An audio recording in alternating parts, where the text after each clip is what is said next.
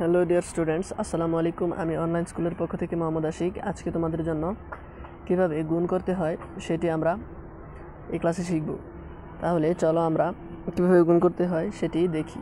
তোমরা জানো গুণ করতে নামতা শেখার প্রয়োজন, নামতা শিখতে হয় এবং আমি আশা করি তোমরা সবগুলো নামতা পারো। এই 1 থেকে 10 পর্যন্ত নামতাগুলো পারলেই এই গুণ করা যায়। তাহলে দেখো, এই যে 5 দুগুণে 10, 5-এর নামতা মানে 5 দুগুণে 10, 10-এর 0, হাতে আছে 1, হাতে এই 1 আছে, হাতে 1 আছে। এখন এই 5-7 35, 35-এর সাথে 1 যোগ করলে হয় 36। তাহলে আমাদের উত্তর হলো 360।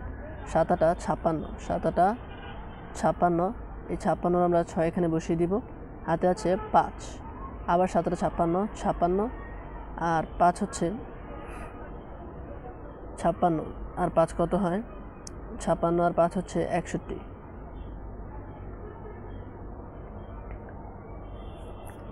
তাহলে আমাদের উত্তর হলো 616। এবং এবার এখানে দেখো 5 দুগুণে 10, 5 দুগুণে 10, 10-এর 0 আমরা এখানে বসিয়ে দিব।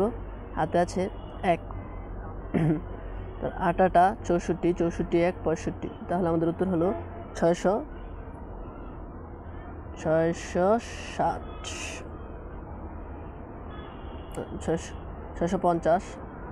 আর তারপর এখানে 3-7 21, এই 3-7 21, 21-এর আমরা এখানে 1 বসিয়ে দিব।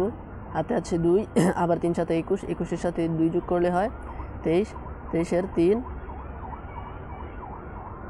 23-এর 3, হাতে আছে 2, 3-7 21, 3-7 21-এর সাথে 2 যোগ করলে হয় 23, তাহলে 23, 2331। এবার 5-8 40, 40-এর 0, হাতে আছে 4, 3-6 18, 18 আর 4 হচ্ছে 22, 22-এর 2, হাতে আছে 2, 22-এর 2 আমরা লিখে ফেলেছি। আমাদের হাতে আছে 2, 5-7 35, 35-এর সাথে 2 যোগ করলে হয় 35-এর সাথে 2 যোগ করলে হবে 37।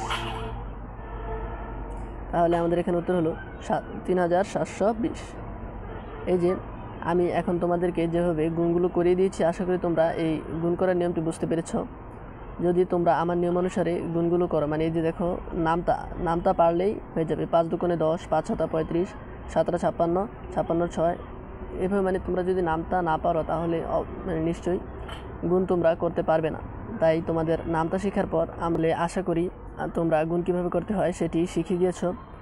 আজকে এ পর্যন্তই, দেখা হবে অন্য একটি ক্লাসে। সে পর্যন্ত সবাই ভালো থেকো এবং আমার ক্লাসগুলো ভালো লাগলে অবশ্যই চ্যানেলটিকে সাবস্ক্রাইব করে দিবে এবং বেশি বেশি লাইক কমেন্ট শেয়ার করবে। সবাই ভালো থাকবে। আসসালামু আলাইকুম ওয়া রাহমাতুল্লাহি ওয়া বারাকাতুহু।